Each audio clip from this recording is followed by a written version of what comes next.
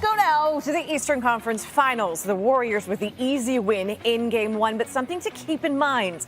Coming off a loss, that man, there is no better scorer in NBA history than Luka. 34-plus points per game. He's ahead of guys like Michael Jordan and Jerry West, but the Warriors, they just don't lose at home. Cue the onslaught by the Mavs first half. Andrew Wiggins was so effective against Doncic in Game 1, but Doncic got the better of him there. It was a 28 score there in favor of the Mavs. Warriors trying the zone. Spencer Dinwiddie swings it out to Doncic. Step back for that triple. Dallas up 16. 2 to play in the quarter. It's closer now. Klay Thompson trying to guard Luka. Doncic goes right by him. He had 18 first quarter points. He had 20, by the way, in all of Game 1. Mavericks led 32-25 after 1. They got even better in the second quarter. They didn't shoot too well from 3 in Game 1. Much better here. Jalen Brunson hitting the 3. Made it an 18-point game. That pass from Doncic, pretty nice. Brunson had 20 in the first half, 4 of 5 from 3.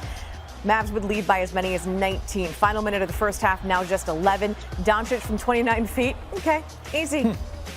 In the first half of Game 2, Dallas hit 15 threes. In Game 1, all of it, they hit 11. It was a 14-point lead. By the way, that 14-point deficit for those Warriors, their third largest in the postseason under Steve Kerr. What happened in the other two? Warriors won it. And here they come in the third because obviously it's the third. It's what they do. Klay Thompson held scoreless in the first half, ended with 15, slamming it home there. Curry now dishing to Kevon Looney. Did he have himself a game? Makes it just 5 points. Curry is fired up. Final seconds of the third. Warriors down 4. It's Wiggins dumping it off to Looney. Looney had a career high, 21 points. The Warriors outscored the Mavs by 12 in the third. Sort of what they do in the third. It's their trends. We go to the fourth. It's a one-possession game. Thompson now kicking it out to Otto Porter Jr. Porter, 3-ball.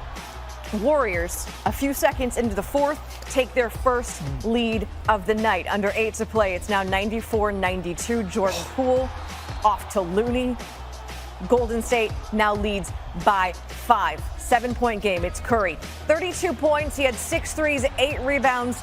That's just going to settle for 2, but it makes a 9-point game. Still at 9. Doncic trying to keep the Mavs in it. Step back 3, also good. 42 points, 8 assists, 5 boards. You cannot put it on him. Dallas within 6. Here come the daggers, though. 2 to play. Curry up and under, scores with the foul. Plenty of fire there. Golden State now up 9, and then a couple of possessions later, you got a Curry pump fake, taking the dribble, and then nailing the 3.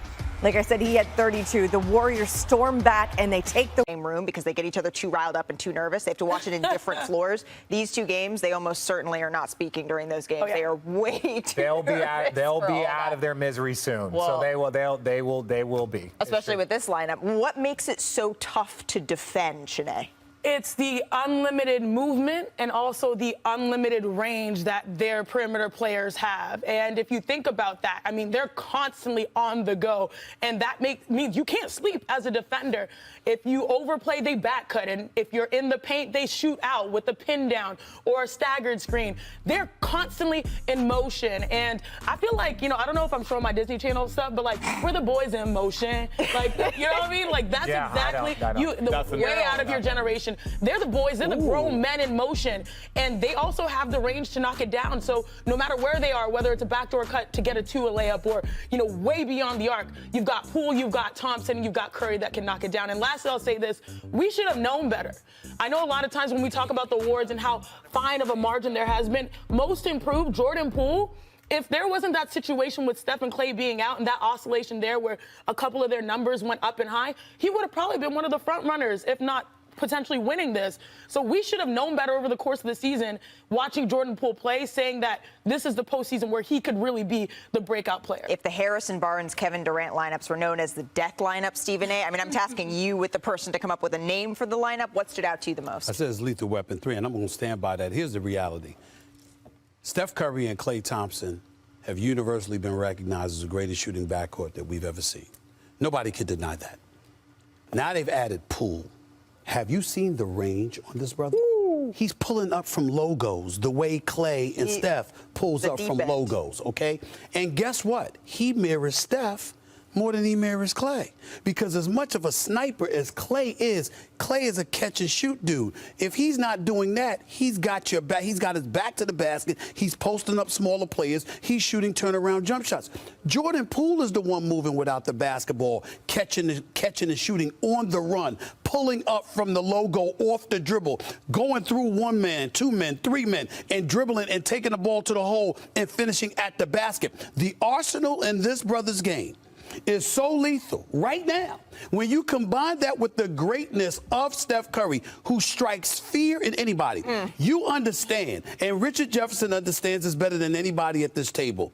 When you step past half court and you are a threat, you extend the defense. Therefore, you expose them to all their vulnerabilities because you don't get to have but so much help. That's when you have to worry about one. Then Clay comes back, last 3 games of the regular season, averages over 33. Well, that's 2. And now you got this brother, who, by the way, was in the G League last year. G League. And now he's here. In the NBA, he is that gifted. And then you have Draymond, who's a point forward and a basketball savant. And last but not least, you have Wiggins. You have 5 guys who can handle the ball. 5 guys who have the ability to take their man one-on-one. At least 4 of them who can drop jump shots, and Dre hit a few last night. And 3 of the most lethal shooters in these playoffs. I'm sorry. The Warriors are something special, and I think it's going to take the Phoenix Suns to have a chance to stop them, because when you shoot the ball like that and the 3 of you are aligned and in sync with one another, it's one thing to have the talent. It's another thing to be in sync, and they are in sync. And I know it's not a matchup. Denver's not the real litmus test. I get that, but my God. JB, I got to do it. John Blair, Bickerstaff after.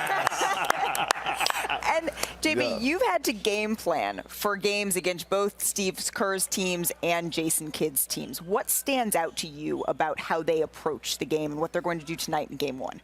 Just how dynamic they are. They're both dynamic, but they're completely different in how they get it done. If you take Golden State, for example, Golden State gets done by movement, right? It's not only ball movement, but the 2 guys that you're chasing around the floor, and Steph Curry and Klay Thompson, are 2 of the most lethal guys offensively. But you don't get to just stare at them and see where they are. You have to go out and find them. You have to chase them. You know, you got big guys that have to be alert to their movement. And then with Luka, it's a lot of pick and roll, right? So it's more stationary offense than the movement. But you got a guy who's such a dynamic playmaker that he can make all the reads, and he just waits for the defense to make a mistake. And then if you don't make a mistake, he just scores it himself. So they're both dynamic. You know, you can't say one is better than the other because obviously they're both capable of getting it done. I'm sorry, I looked over there for a second because Richard almost just broke our table, so that's cool. If we're talking about game planning for Steph Curry and Luka Doncic, 2 of the most potent players in the game today, what stands out to you about what adjustments they're going to need to make? Well, that's the fun part of the playoffs, right? And that's why you get into coaching and try to figure out, you know, can you match wits with that guy that's across from you?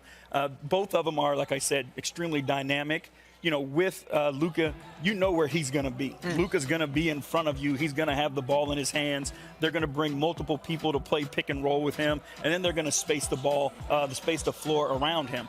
With Steph, he's going to be all over the place. And I think that's where he's so difficult, is he's going to be on the baseline sometimes. He's going to be handling it sometimes. He's going to be trailing. He's going to fill the corner. So he's more difficult to locate. But obviously, they're both capable of getting the job done with the ball in their hands. Richard, why the stank face? Well, because that little spin step back 3 is disgusting. Like that. Like, we just gloss over it because he does it all the time.